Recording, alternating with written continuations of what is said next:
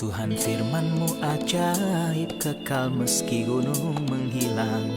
Tiada huruf yang gagal, tak terpatahkan siasat. Hidup seperti-Mu ya Allah, lebih dari emas. Aku bersaksi kitab-Mu, kitab yang suci. Mendengarkan firman-Mu, hibur hati yang luka. Terangilah langkahku kemanapun ku pergi. Biarkanlah firman-Mu berkuasa atasku. Ubahkanku, bebaskanku, ku mau menyenangkan-Mu. Tuhan firman-Mu ajaib, ubah dan bebaskan aku, mau menyenangkan-Mu. Salam jumpa para pemirsa terkasih, saya menyambut Anda sekalian dimanapun Anda berada dalam episode yang terbaru program studi harian kita, Semua Kitab Suci, di mana kita belajar tentang semua kitab yang ada dalam Alkitab, dimulai dari yang paling awal kitab Kejadian hingga paling akhir kitab Wahyu. Tujuan dari pembelajaran ini adalah untuk membuka Alkitab di hadapan Anda. Mungkin Anda tidak tertarik dengan bagian-bagian tertentu dari Alkitab. Saya bertemu banyak orang yang berkata, kita tidak mempelajari perjanjian lama. Kita tak ada hubungan dengan itu. Hubungan kita dengan Kristus dimulai dari Injil Matius. Yesus menjelaskan kepada murid-murid Emmaus dalam semua kitab suci hal-hal tentang dirinya. Seluruh Alkitab berbicara tentang Yesus Kristus. Setiap huruf dalam Alkitab bermanfaat untuk doktrin. Seluruh kitab suci diberikan oleh ilham Allah, bermanfaat untuk doktrin. Dalam pelajaran ini kita mencapai pasal 7 dan 8 dari kitab Bilangan yang merupakan kitab keempat dari Alkitab, dan keempat dari 5 kitab Musa. Saya mendorong Anda untuk membawa Alkitab Anda dan mengikuti kami selama pelajaran ini. Dan jika Anda memiliki permohonan atau pertanyaan, silakan hubungi kami. Dengan kasih karunia Tuhan kami akan menjawabnya. Untuk memulai, izinkan saya untuk menyambut tamu kehormatan kami yang ada di studio, Dr. Esam Ezat. Selamat datang Dr. Esam. Selamat datang Saudara Sebuah Ayat. kehormatan. Tuhan berkati Anda. Juga para hadirin yang ada di studio, selamat datang. Dr. Esam, mohon jelaskan apa topik utama dalam pasal 7 dan pasal 8 kitab Bilangan. Pasal 7 berbicara tentang persembahan sukarela yang ditawarkan oleh para pemimpin Israel dalam 2 kesempatan yang akan kita sebutkan nanti. Sebagian besar pasal membahas hal itu, tetapi dalam ayat 89 kita menemukan Musa masuk ke dalam hadirat Allah. Pasal ini menyebutkan persembahan berulang kali. Dan pasal ini dianggap sebagai salah satu yang terpanjang dalam Alkitab. Sejauh yang saya ingat kecuali Mazmur 119. Dan karena ini adalah salah satu pasal terpanjang dalam Alkitab, tidak ada waktu untuk membaca teks Alkitab. Jadi kita hanya akan memilih pertanyaan yang relevan dengan bagian ini. Izinkan saya untuk memberikan pertanyaan. Pertama, apa tujuan dari persembahan? Mengapa harus ada persembahan dan mengapa harus ada persembahan untuk para imam dan orang Lewi? Pertama saya akan bicara tentang motifnya, lalu saya akan mengatakan alasannya. Motifnya adalah suasana yang kita lihat di pasal sebelumnya. Mustahil bagi orang Nazir mempersembahkan Kristus dan hatinya tidak akan meluap dengan rasa syukur. Ini adalah persembahan sukarela datang dari hati yang dipenuhi dengan rasa syukur. Persembahan ini datang dari berkat yang melimpah Israel seperti yang kita lihat di akhir pasal 6. Semua datang dari rasa syukur atas nikmat Tuhan yang membuat hati mereka meluap dengan persembahan. Saya pikir itulah alasannya kedua persembahan ini diberikan kepada Harun agar dia membagikannya antara orang-orang yang melayani. Itulah bagian pertama dari persembahan ini. Apa artinya ini? Artinya persembahan ini diberikan oleh orang-orang untuk mendukung orang Lewi dalam pelayanan mereka. Tapi orang yang membagikannya kepada orang Lewi adalah Harun. Pernahkah Anda memperhatikan itu? Ya. Jadi ketika orang-orang dalam kondisi spiritual yang baik, mereka tahu bahwa orang Lewi memiliki hak dan perlu didukung sehingga mereka melakukan pelayanan ini untuk mendukung orang Lewi dalam pelayanan mereka. Persembahan yang akan membantu orang Lewi selama pelayanan mereka bervariasi. Kita menerapkan ini secara spiritual dan seperti yang kita ketahui dari episode sebelumnya, orang Lewi mewakili hamba Tuhan pada masa kini. Tepat. Apa yang ingin saya katakan, apa peran orang percaya terhadap orang-orang yang mengabdi kepada Allah? Haruskah itu dibatasi hanya pada kontribusi materi atau keuangan? Atau ada cara lain untuk membantu mereka agar mereka dapat melakukan pelayanannya? Padahal mereka yang melayani membutuhkan berbagai macam jasa, tidak hanya kontribusi finansial. Tidakkah mereka membutuhkan seseorang untuk mendoakan mereka? Tentu. Mereka butuh seseorang untuk membuat mereka merasa bahwa pelayanan mereka bermanfaat. Tentu mereka butuh hal seperti itu. Jadi saya pikir dukungan itu harus mencakup ini dan itu. Dan seperti yang kita lihat di sini, dukungan mereka Tidak hanya dalam sumbangan finansial, tetapi juga dalam bentuk kereta. Ya, Orang Lewi membutuhkan kereta-kereta itu untuk pelayanan mereka. ya, Mereka perlu merasa bahwa orang-orang di sekitar mereka mendukung dan memikul beban bersama mereka. ya. Dan seperti yang Anda ketahui dan mungkin telah disebutkan di episode-episode sebelumnya, bahwa mereka yang membawa lebih banyak menerima lebih banyak persembahan. Tapi ini tidak termasuk mereka yang melayani hal-hal suci yang merupakan sesuatu yang sangat aneh. Mereka yang membawa lebih banyak kereta dan lebih banyak lembu. Jadi anak-anak Merari mengambil lebih banyak persembahan. Mereka mengambil 4 kereta, mereka awalnya 6 karena setiap 2 suku menawarkan kereta. Jadi anak Merari mengambil 4 kereta dan 8 ekor lembu.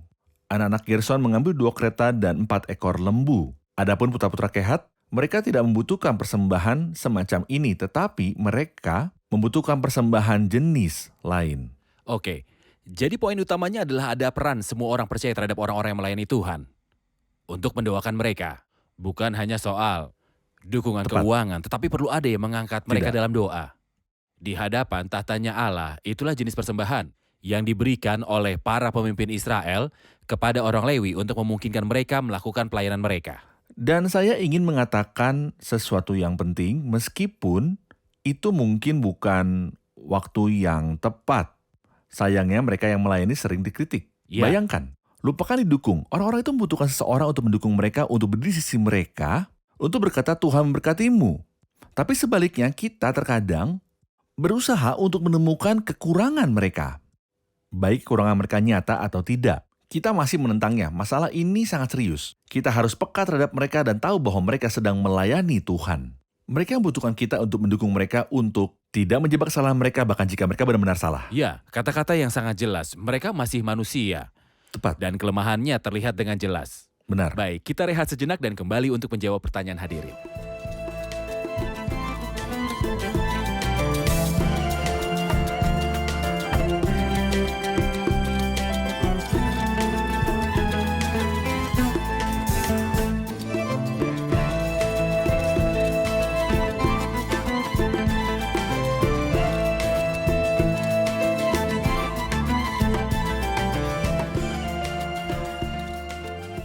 Saudara Esa, mengapa Roh Kudus mengambil seluruh pasal untuk berbicara tentang detail dari setiap persembahan para pemimpin, bukannya malah merangkumnya dalam satu paragraf saja? Benar, pertanyaan sangat bagus, Carol. Ada perbedaan antara apa yang benar dan apa yang mudah. Akan lebih mudah untuk merangkum semuanya dalam satu paragraf daripada mengatakan bahwa setiap suku dan setiap kepala suku membawa misalnya piring perak. Sebaliknya Alkitab mengatakan bahwa si ini membawa piring perak dan si itu membawa piring perak dan yang ketiga membawa dan seterusnya. Jadi mengapa begitu? Karena Tuhan ketika datang untuk melayani dia mengingat semua orang, semua yang dia lakukan. Dia tidak mengabaikan. Bahkan secangkir air dingin. Bahkan secangkir air dingin. Bagi dia tidak ada yang seperti mereka melakukan semua hal itu. Mungkin saja dia Oke. merangkum semuanya dalam 3 atau 4 kalimat. Bukan itu yang terjadi. Ini pasal terpanjang karena ini berarti memberitahu kita bahwa Tuhan mengingat semua detail dari segala sesuatu yang ditawarkan dan tidak ada pelayanan yang dilakukan siapapun akan bercampur dengan pelayanan orang Benar. lain. Jadi dari sudut ini, Dr. Esam, kita akan mulai dari ayat 10, jadi selama 12 hari, setiap hari pemimpin suku datang untuk mempersembahkan persembahannya. Mereka tidak datang di hari yang sama, mereka datang untuk memberikan persembahannya pada Benar. hari tertentu. Ini menimbulkan pertanyaan, mengapa Tuhan memerintahkan masing-masing untuk datang pada hari yang berbeda?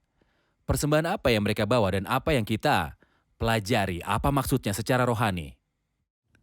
Seperti yang kita sebutkan sebelumnya, Tuhan mengatur segalanya, semuanya terorganisir. Setiap pemimpin akan datang pada hari tertentu satu demi satu. Pertama, masing-masing akan datang pada hari tertentu agar pelayanannya menonjol dan itu terjadi Benar. di hadapan tahta Tuhan. Semuanya akan menjadi sangat jelas dan dia akan memberi hadiah kepada semua orang di depan orang lain. Jadi pujian masing-masing akan datang dari Tuhan. Ini adalah hal yang Benar. indah dan luar biasa. Kedua, jika Anda memperhatikan persembahan ini, Anda akan menemukan bahwa itu adalah bejana perak dan emas. Yang perak penuh dengan tepung dicampur dengan minyak dan yang emas penuh dengan dupa. Keduanya pengorbanan. Apa yang dimaksud dengan pengorbanan itu? Kepada pribadi Kristus. Kepada pribadi Kristus. Seperti yang kita katakan sebelumnya, Kristus memenuhi Alkitab. Persembahan ini mendapatkan nilainya. Dari fakta bahwa mereka semua mengacu pada Yesus yang berdiam di dalam siapapun yang mempersembahkannya dan hanya oleh Dia yang percaya dapat mempersembahkan korban kepada Tuhan dan mereka menjadi berharga di matanya. Baik, Jadi benar. semua persembahan ini dengan semua detailnya tanpa kecuali, bahkan piring dan dupa di dalamnya, itu semua Baik. merujuk pada Kristus. Setelah Alkitab memeriksa persembahan yang dipersembahkan, dikatakan dalam ayat 89, apabila Musa masuk ke dalam kemah pertemuan untuk berbicara dengan dia, maka ia mendengar suara yang berfirman kepadanya dari atas suatu pendamaian yang di atas tabut hukum Allah dari antara dua kerub. Demikian ia berfirman padanya, saya ingin gambaran bagaimana hubungan antara Tuhan dan Musa. Bagaimana dia bertemu dengannya dan berbicara dengannya, di mana tempat dia bertemu dengan Tuhan. Bisakah kita mendapatkan pengajaran dari ini? Faktanya hubungan Musa dengan Tuhan adalah unik. Dapatkah Anda bayangkan jumlah tanggung jawabnya jika Anda memikirkannya? Anda tidak akan menemukan bahwa dia tidak punya waktu luang sama sekali. Suatu ketika ayah mertuanya mengasihani dia karena dia menemukan diri Ya. bekerja sepanjang hari. Dia Selalu. selalu sibuk. Namun di tengah semua tugasnya, ia akan tetap memberikan waktu khusus untuk hubungannya dengan Tuhan. Karena dari sanalah ia akan mendapatkan kekuatan untuk melayani keesokan harinya. Ya, Dan bagian yang baik adalah ketika Musa memasuki kemah pertemuan. Kenapa dia masuk tanah pertemuan? Dia tidak akan melayani kali ini. Tetapi dia masuk untuk berbicara kepada Tuhan. Dia hanya akan berbicara dengan Tuhan. Tapi lihat, apa yang terjadi? Anda tahu, merindukan siapapun untuk masuk hadiratnya. Ya. Dan ketika saya melakukan ini, dia merindukan berbicara dengan saya. Dia merindukan Lebih kita. dari saya merindukan berbicara dengannya. Saat Musa memasuki tabernakel, dia bahkan tidak mendapatkan kesempatan untuk berbicara karena Tuhan mulai berbicara kepadanya seolah dia sedang menyambutnya. Lihatlah, pertemuan ilahi ini, Musa mendengar suara yang berbicara padanya di atas tahta pendamaian. Jadi dia terus mendengarkan suara yang berbicara kepadanya dari atas tahta pendamaian yang ada di bahtera kesaksian. Dan setelah Tuhan selesai, Musa mulai berbicara. Musa mendengarkan apa yang Tuhan katakan. Lalu dia mulai berbicara kepada Tuhan dan Tuhan juga berbicara kepadanya. Dengan cara yang bersahabat, dan inilah yang Alkitab katakan. Dan Tuhan berbicara kepada Musa dengan berhadapan muka seperti seorang berbicara kepada temannya. benar. Terima kasih. Saya akan ke pasal 8, dan saya ingin membaca dari ayat 1 sampai 4. Baik, Tuhan berfirman kepada Musa, bicaralah kepada Harun dan katakanlah padanya, apabila engkau memasang lampu-lampu itu, haruslah ketujuh lampu itu menerangi yang di sebelah depan kandil. Demikianlah diperbuat Harun, di sebelah depan kandil dipasangnyalah lampu-lampunya, seperti yang diperintahkan Tuhan kepada Musa. Dan beginilah kandil itu dibuat. Dari emas tempaan, kandil itu tempaan, baik kakinya maupun kembangnya. Sesuai dengan apa yang telah diperlihatkan Tuhan kepada Musa, demikianlah kandil itu dibuatnya. Jelas bahwa pasal sebelumnya adalah tentang persembahan yang dipersembahkan oleh para pemimpin suku kepada orang Lewi. Dan sekarang, pasal ini adalah tentang dedikasi orang Lewi untuk bekerja. Tapi Tepat. di antaranya Alkitab berbicara kaki dian. ya. Jika saya membaca novel, saya ingin tahu tentang penyebutan kaki dian. Mengapa disebut di sini? Menurut saya, kaki dian itu benar-benar di luar konteks. Mengapa disebutkan di sini? Silakan. Ada persembahan yang sedang dikorbankan. Dan ada orang yang akan melayani. Siapa yang dapat mengungkapkan kebenaran tentang orang-orang itu dan persembahan-persembahan itu kecuali tentang kehadiran Benar. ilahi. Dan karena terang di sini dilambangkan dalam kaki dian, Alkitab berbicara tentang detailnya dan bagaimana ia dibuat. Dia ingin mengatakan bahwa kaki dian mengacu pada Tuhan. Itu sebabnya Alkitab tidak hanya berbicara bahwa itu ada, tapi juga berbicara tentang bagaimana batang dan bunganya terbuat dari emas tempa menurut pola yang diperlihatkan Tuhan kepada Musa. Kandil yang luar biasa ini dibuatkan untuk satu tujuan. Tujuannya adalah untuk mengungkapkan segalanya. Ya, Dan inilah yang akan terjadi suatu hari nanti. Banyak persembahan yang dikorbankan dalam satu pasal lengkap. Apa motifnya? Kita tidak tahu, tapi dia melihat dan mengetahui. Apakah mereka menawarkan dengan menggerutu atau memohon? Apakah mereka tulus atau munafik? Dia tahu motif mereka yang akan mengabdikan diri untuk melayani. Ingat, Tuhan mengetahui dan mengungkapkan motif hati. Dia tahu pikiran itu. Suatu ketika dia menghargai 2 peser dari janda miskin itu lebih dari bongkahan tembaga yang dituang ke perbendaharaan. benar. Jadi kaki dian berbicara tentang cahaya ilahi yang membedakan motif di balik apa yang dipersembahkan dan juga memeriksa persembahan itu sendiri. Tepat. Baik, terima kasih. Dr. Esam izinkan saya membaca bagian lain mulai dari ayat 5 dan saya akan kembali untuk memberikan Silakan. pertanyaan. Pasal 8 ayat 5, Tuhan berfirman kepada Musa, ambillah orang Lewi dari tengah-tengah orang Israel dan tahirkanlah mereka. Beginilah harus kau lakukan untuk mentahirkan mereka. Percikanlah kepada mereka air penghapus dosa. Kemudian haruslah mereka mencukur seluruh tubuhnya dan mencuci pakaiannya. Dan dengan demikian mentahirkan dirinya. Sesudah itu, haruslah mereka mengambil seekor lembu jantan muda dengan korban sajiannya dari tepung yang terbaik diolah dengan minyak. Juga seekor lembu jantan muda yang lain haruslah kau ambil untuk korban penghapusan dosa. Selanjutnya haruslah kau suruh orang Lewi mendekat ke depan kemah pertemuan, dan kau panggil berkumpul segenap umat Israel. Apabila engkau telah menyuruh orang Lewi mendekat ke hadapan Tuhan, maka haruslah orang Israel meletakkan tangannya ke atas orang Lewi itu. Dan Harun haruslah menunjukkan orang Lewi itu sebagai persembahan unjukan dari antara orang Israel di hadapan Tuhan, dan demikianlah mereka diuntukkan melakukan pekerjaannya bagi Tuhan. Setelah orang Lewi meletakkan tangannya atas kepala lembu-lembu jantan muda itu, maka haruslah yang seekor diolah sebagai korban penghapus dosa dan bakaran untuk mengadakan pendamaian bagi orang Lewi. Maka haruslah engkau menghadapkan orang Lewi kepada Harun dan anak-anaknya dan mengunjukkan mereka sebagai persembahan unjukan bagi Tuhan. Demikianlah engkau mentahirkan mereka dari tengah-tengah orang Israel, supaya orang Lewi itu menjadi kepunyaanku. Sesudah itu orang Lewi boleh masuk untuk melakukan pekerjaan jabatannya pada kemah pertemuan, yaitu sesudah engkau mentahirkan mereka dan mengunjukkan mereka sebagai persembahan unjukan, sebab mereka harus diserahkan dengan sepenuhnya kepadaku dari tengah-tengah orang Israel. Ganti semua yang terdahulu lahir dari kandungan, yakni semua anak sulung yang ada pada orang Israel, telah kuambil mereka bagiku, sebab semua anak sulung yang ada pada orang Israel, baik dari manusia maupun dari hewan, adalah kepunyaanku. Masalahnya bukan hanya tentang memilih suku, atau memilih orang dari suku untuk melakukan pelayanan Tuhan. Harus ada prosedur, seperti pengudusan orang Lewi misalnya. Bisakah Anda mengingatkan kami tentang prosedur pengudusan orang Lewi dan juga apa yang kita lihat di dalamnya secara rohani? Baik, saya hanya ingin merujuk pada sesuatu yang sangat penting di antara baris-baris ini.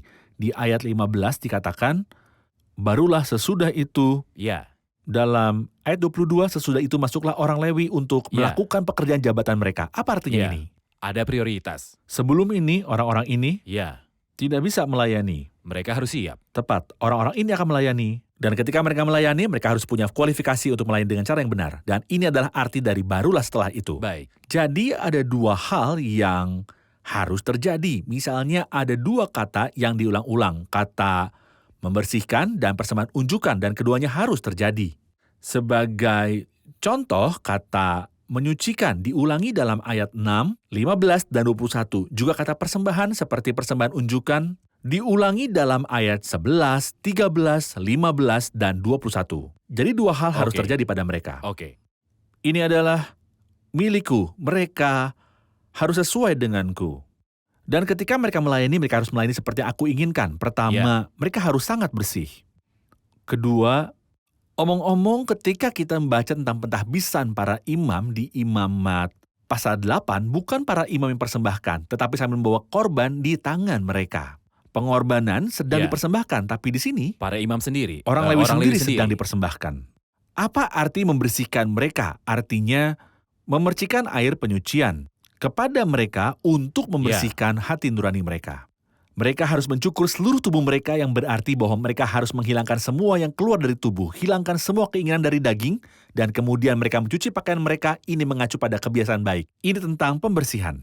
Setelah itu korban dipersembahkan. Ya, Tapi sebelum mereka meletakkan tangan mereka di atas kepala korban, semua orang meletakkan tangan mereka di kepala mereka. Harun akan membawa mereka ke hadapan orang-orang. Semua orang meletakkan tangan di atasnya dan kemudian mereka dipersembahkan. Apa arti ditawarkan? Kita katakan sebelumnya bahwa kaki dan mengungkapkan segalanya. Persembahan unjukan berarti menyerahkannya di hadapan Tuhan. Istilah ini diulang beberapa kali. Itu berarti mereka terlihat dalam setiap aspek. Mereka dilihat dari segi penampilan mereka, esensi mereka, hati mereka, dan legitimasi mereka. Siapa yang terlihat di hadapan siapa? Mereka sedang dipersembahkan di hadapan Tuhan.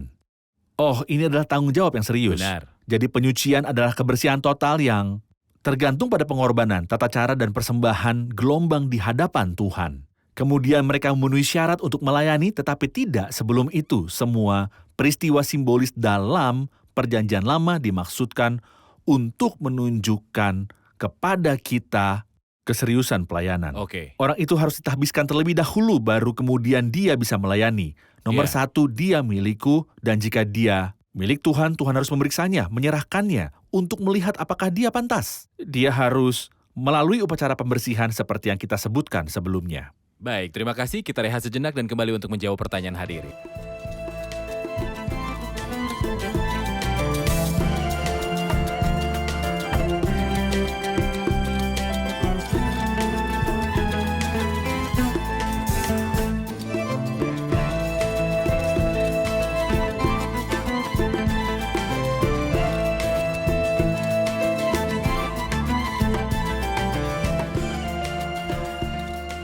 dalam pasal 8 ayat 24, mengapa mereka yang berusia 25 tahun ke atas harus melakukan pelayanan dalam pekerjaan kemah pertemuan dan apa artinya nih? Baik, silakan. Mereka harus melakukan pelayanan ini pada usia 25 tahun. Biasanya orang direkrut untuk berperang pada usia 20 tahun. Tetapi di sini, mereka harus berusia 25 tahun ke atas untuk melakukan pelayanan rohani di tabernakel ini. Mereka mulai dapat diandalkan dan bertanggung jawab di kemah pertemuan untuk membantu orang Lewi. Tentu saja kita tahu bahwa orang Lewi diperlukan untuk memulai pelayanan pada usia 30. Jadi saya pikir usia itu penting, mereka sudah lebih dewasa. Bidang pelayanan membutuhkan kedewasaan yang luar biasa. Untuk menjadi seorang hamba, Anda harus lebih dewasa dari orang percaya lainnya. Untuk mulai berperang, Anda hanya perlu berusia 20 tahun. Jika Anda izinkan, saya akan mengajukan pertanyaan praktis.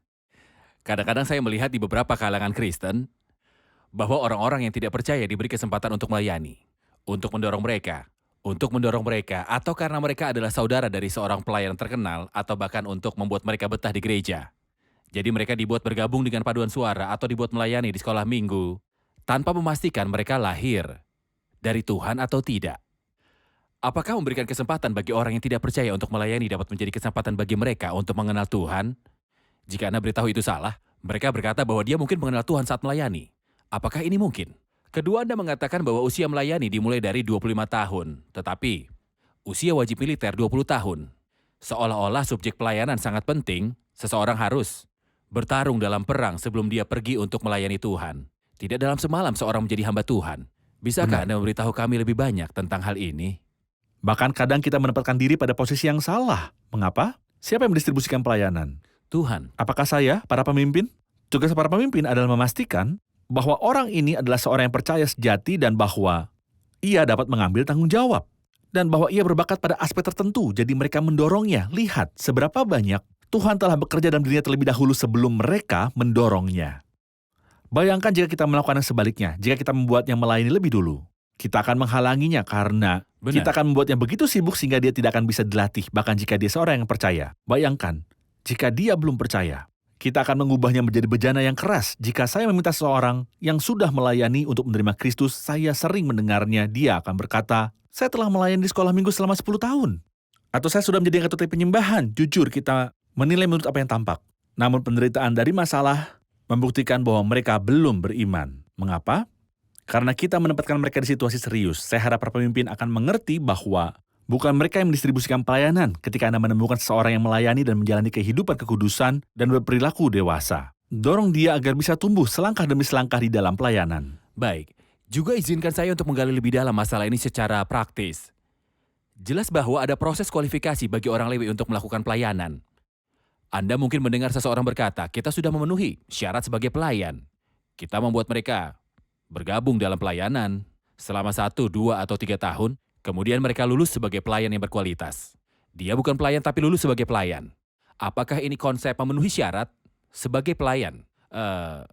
Atau jika saya memiliki beberapa nasihat bagi mereka yang melayani Tuhan tentang bagaimana mengejar kehidupan kekudusan dan juga mengejar kesalehan, dan bagaimana memiliki hubungan yang dekat dengan Alkitab dan selangkah demi selangkah, saya mencoba mengumpulkan beberapa pelayan dan mendorong untuk mereka mematuhi Alkitab dan mencintai Tuhan.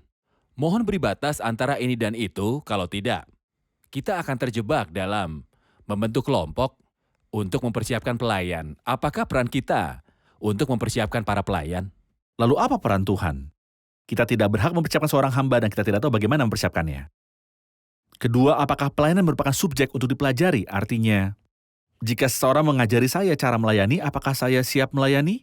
Apakah itu konsep pelayanan yang benar? Pelayanan bukanlah subjek, ini adalah hubungan dengan Tuhan dan mendapatkan pelatihan yang tepat saat berada dalam hubungan itu. Tuhan melatih Daud dengan kambing, lalu dia mengembangkannya melalui Saul agar ia dapat melayani. Dia melihat Musa pada awalnya di sebuah istana mewah dan kemudian selama 40 tahun dengan kambing di padang gurun. Dia melatih Yosua dengan tangan Musa. Dia melatih Gideon sendirian secara rahasia sambil mengirik gandum. Siapa yang melakukan semua itu? Tuhan. Siapa yang melakukan itu? Dan di skala mana orang-orang ini bergabung? Yang ada hanyalah hubungan dengan Tuhan. Tuhan melatih para hamba. Kadang dia memilih beberapa orang percaya yang memiliki pandangan jauh ke depan untuk mendorong orang lain yang sedang dilatih di tangan Tuhan. Sehingga mereka dapat menerima pelayanan dengan baik dari Tuhan. Pelayanan itu dari Tuhan. Orang itu menerimanya dari Tuhan, dan peran orang-orang beriman adalah mendorongnya ketika mereka melihat bukti dari dalam dirinya. Pelayanan membutuhkan banyak latihan, jadi pelayan dilatih saat melayani. Dan kita semua melakukan dan akan selalu melakukannya. Terima kasih Dr. Esam atas ajuan praktis penting ini. Kita sudah di akhir episode, mari rangkum bersama para hadirin. Apa yang telah Anda pelajari? Yang benar-benar saya sukai adalah terlepas dari tanggung jawab Musa, dia mampu mendedikasikan beberapa waktu untuk tinggal bersama Tuhan dan meninggalkan segala sesuatu, dan inilah tempatnya yang harus kita lakukan. Saya belajar bahwa para pelayan membutuhkan dukungan spiritual dan material. Mereka membutuhkan doa agar ucapan dapat diberikan kepada mereka ketika mereka berkhotbah. Seringkali kita cenderung mengklasifikasikan pelayanan menjadi pelayanan besar dan pelayanan kecil. Kita berpikir bahwa yang kecil kurang dihargai oleh Tuhan, tetapi dari pasal 7, Tuhan mengingat persembahan semua orang dengan semua detailnya, bahkan jika persembahan itu kecil. Terima kasih, Tuhan memberkati. Terima kasih Dr. Esam. Sama-sama Tuhan saudara, memberkati. Tuhan berkati Anda. Pemirsa terkasih, kita belajar di episode hari ini di pasal 7 bahwa ada banyak persembahan yang ditawarkan oleh para pemimpin suku untuk membantu orang Lewi melayani Tuhan. Dan setiap pemimpin akan datang untuk mempersembahkan pada hari tertentu. Dan kita belajar banyak detail tentang persembahan. Tetapi semua ini berhubungan dengan cahaya kaki Dian. Karena cahaya hadirat Tuhan akan mampu mengungkap motif Anda saat Anda melayani. Motif Anda ketika Anda mengarahkan pelayan lain, menghasutnya atau berbicara tentang dia. Hadirat Tuhan mengatur segalanya seperti cahaya kaki Dian. Itu mengatur saya dan mengungkapkan saya ketika saya sedang menyembah. Apakah kemuliaan Kristus adalah motif utama di balik pelayanan saya? Atau apakah itu kemuliaan dan keinginan saya untuk dikagumi dan dipuji oleh orang lain? Atau saya sedang mencari keuntungan yang tidak jujur? Pemirsa terkasih, terang kaki Dian berbicara tentang terang hadirat Tuhan yang mengungkapkan segalanya, motivasi di balik setiap tindakan. Kita juga belajar bahwa setiap persembahan akan dihargai oleh Tuhan kita, apakah itu besar ataukah itu kecil. Tuhan melihat dan menghargai persembahan besar atau kecil. Bahkan secangkir air dingin dalam namanya tidak akan kehilangan pahalanya. Kita juga belajar bahwa orang Lewi harus memenuhi syarat terlebih dahulu. Tidak ada ruang untuk pelayanan jika mereka najis dan mereka tidak mempermalukan apapun yang berhubungan dengan daging. Dan mereka pun harus senantiasa membersihkan dirinya. Hamba Tuhan yang terkasih, kejarlah kekudusan sebelum Anda pergi melayani. Kejarlah dan utamakanlah kekudusan terlebih dahulu sebelum Anda pergi untuk melakukan pelayananmu. Pemirsa terkasih, sampai jumpa di episode selanjutnya. Tuhan menyertai.